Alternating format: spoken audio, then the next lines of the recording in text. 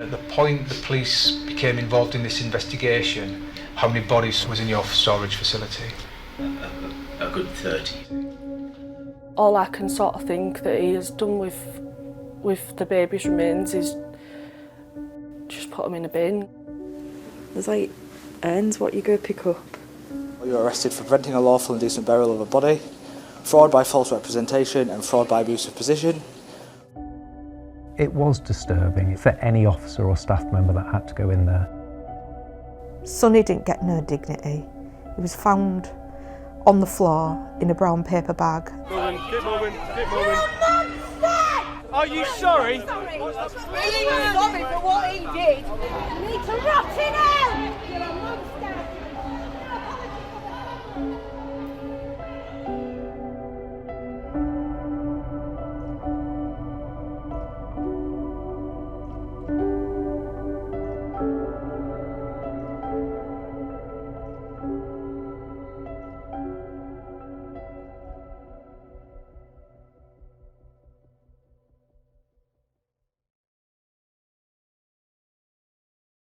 For over a decade, Robert Bush looked grieving families in the eye and promised them he'd look after their loved ones after they died.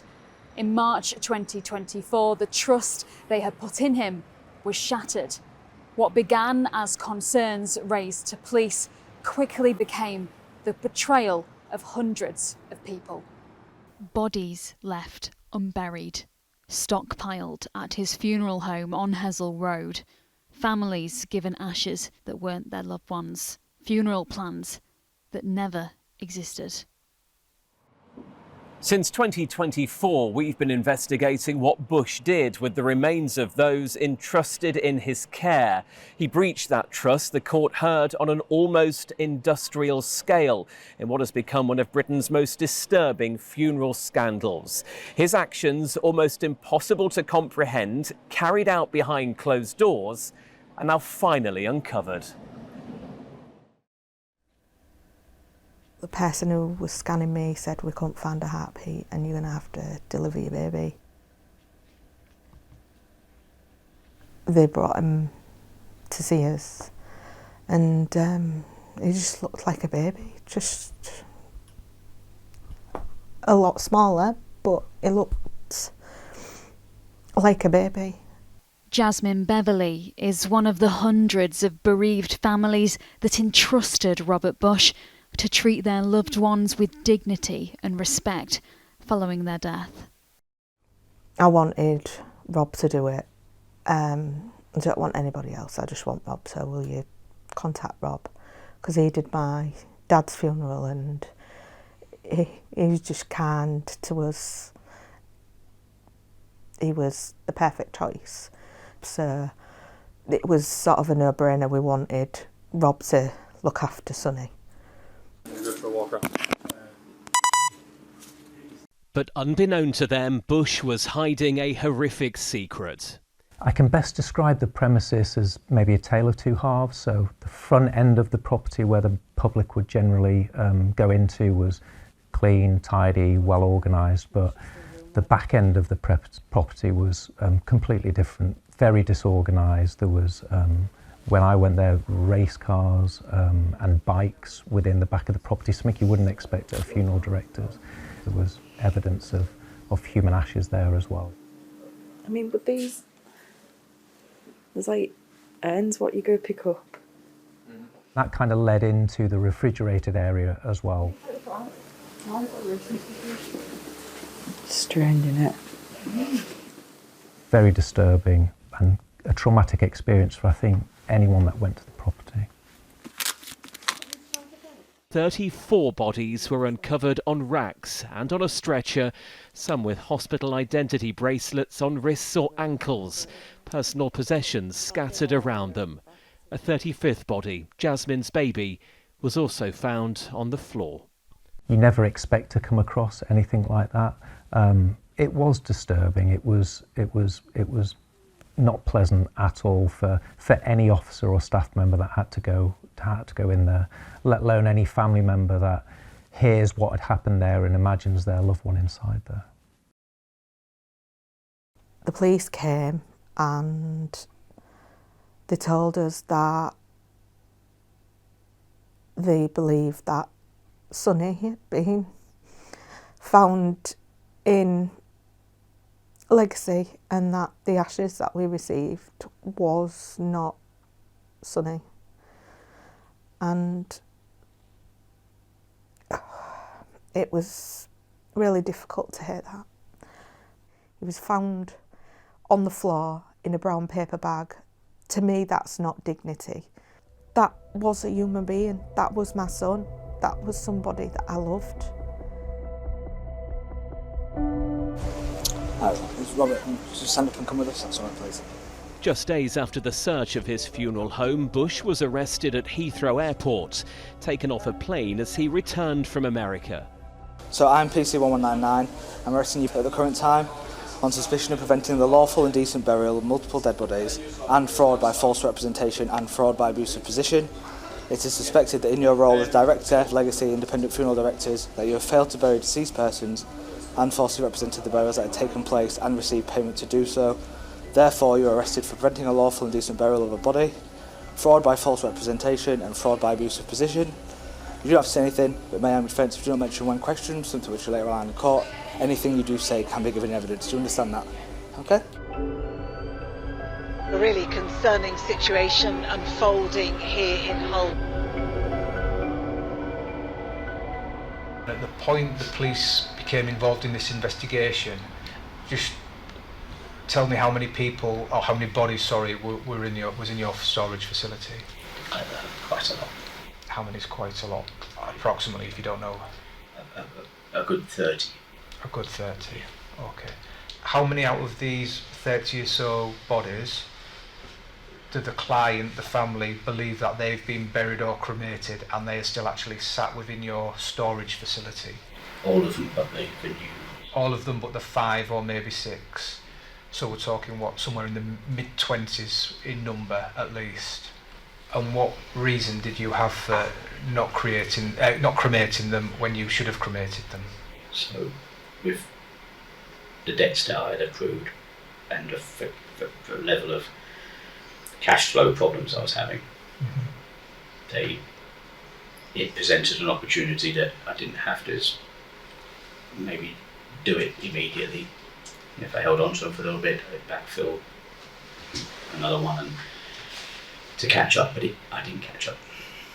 I didn't want them to be with me. I wanted to make things right, but I know that this has hurt people, and I'm so sorry for the hurt caused. Okay. But I never wanted this to be like this. It wasn't my plan. It was poor choices.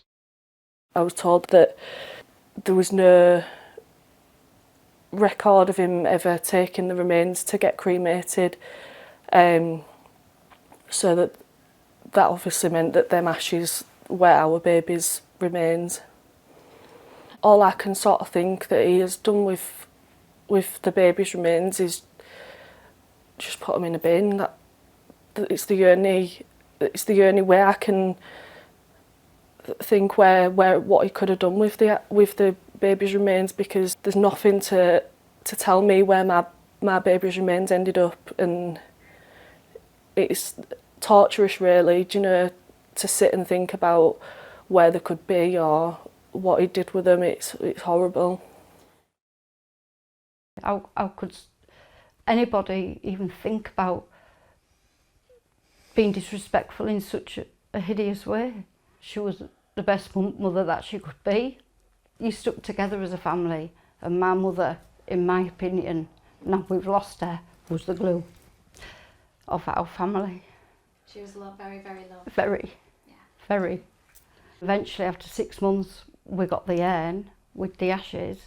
That was turned into jewellery, of which I got a ring. But then I did get a phone call at 10:32 in the morning, and I can't forget that time. And police informed me that they had found my mother's certificate and ashes and everything to do with my mother. We did have the ashes checked, which is what we had for 2.5 years, which were not my mother. I cared for her to the very end. So when you think you've done your best to help her when she was poorly, and then this has happened and she couldn't even be looked after properly in death, she couldn't be looked after. We thought we did everything right for her, what she wanted for her funeral, everything. And then to have this happen, it shattered everything, and we felt guilty. We felt we'd let my mother down, and that guilt just didn't go away. The whole thing has been a crescendo of poor choices, situations, death. Bush told police that the business's finances had spiralled out of control. And it's all on my shoulders. I am solely responsible for the whole event, which obviously has implications of my future and how my family's future will be. Yeah. In fact, he transferred almost £1 million from legacy into his own bank accounts. Meanwhile, his business took over £500,000 from 226 victims for funeral plans that never existed. It's unbelievable, really, that he's done it. And why has he done it? He came over as such a lovely person, such a caring person. What do you think of him? I dare say. I only got these. The prepaid funeral of Yvonne's husband George did go ahead as planned in 2023, but there was no record of her plan, leaving her £2,500 out of pocket. We were old-fashioned. We didn't believe in cards and such like. I had to inform Humberside Police, and then they came down and interviewed me. There's no words. It's really, really frustrating that he can steal from people and he doesn't really care because he's done it more than once.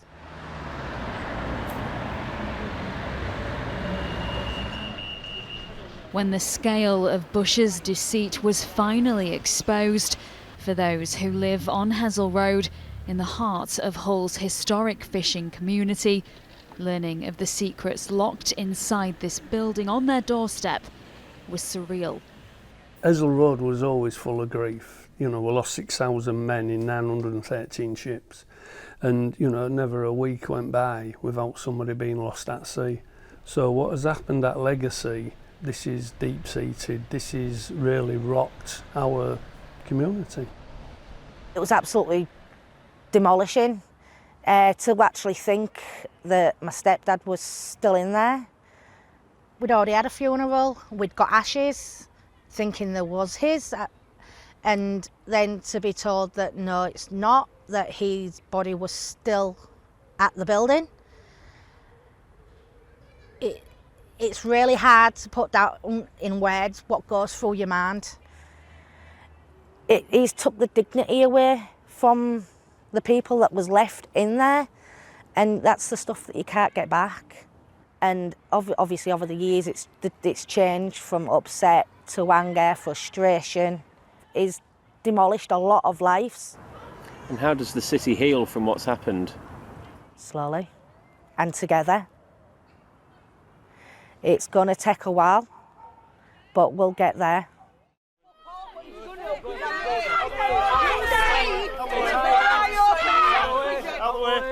First tonight, the director of Legacy Funerals in Hull and East Yorkshire has appeared in court. Mr Bush answered not guilty to the first of 30 counts of preventing the lawful and decent burial of a body. You wicked man! Where's your answers? Robert Bush has been told that a jail sentence for his crimes is inevitable. He appeared in court today to admit to a raft of charges against him, including theft and preventing the decent burial of bodies. Why did you change your mind? The palpable emotions were fury and pain because these people had put their trust in Robert Bush at a time when they were extremely vulnerable. You're a monster! And instead of helping them, he only added to their trauma. Are you sorry, Mr Bush? More than 2 years since his crimes came to light, What did you say, sorry? I'm sorry, yes. You're sorry? finally, an apology to the families. That's your message to the families? I do not think that I have ever known offences affect so many people, and so many people so deeply. What he has done has had a profound effect on the whole of a close-knit community. Husbands and wives, partners, parents, children, grandchildren, now discovering that they are left with nothing, or in some cases we heard, an empty plastic bag or a teaspoonful of ash which the police managed to recover for them. Mr. Bush, will you stand? The total sentence in your case is one of 20 years imprisonment. You may go down.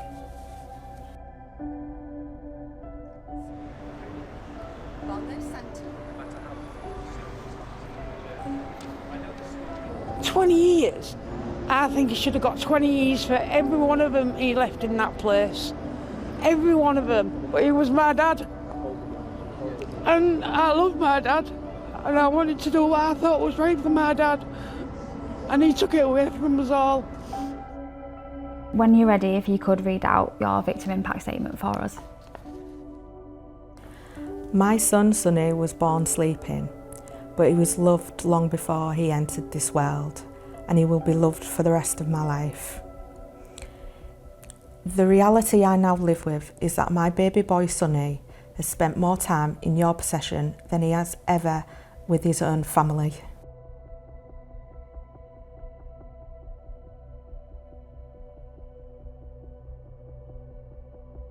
He didn't give us my mother back to us. He kept her away from us for 2.5 years. I've always got images of my mother, not at rest, not at peace, going round and round in circles, a soul being destroyed by a monster. They were still my babies. I just felt comfort in having the baby's ashes in my home. I felt like they was close to me and there was a part of me. Sonny had been placed in an envelope, tucked on the floor like a piece of discarded rubbish.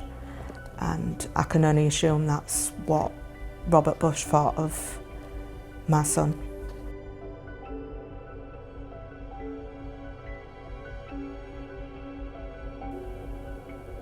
I also live with knowing that my son was kept for so long without my knowledge. As a mother, that is something that I will have to live with for the rest of my life. Sonny deserved better. Our family deserved better.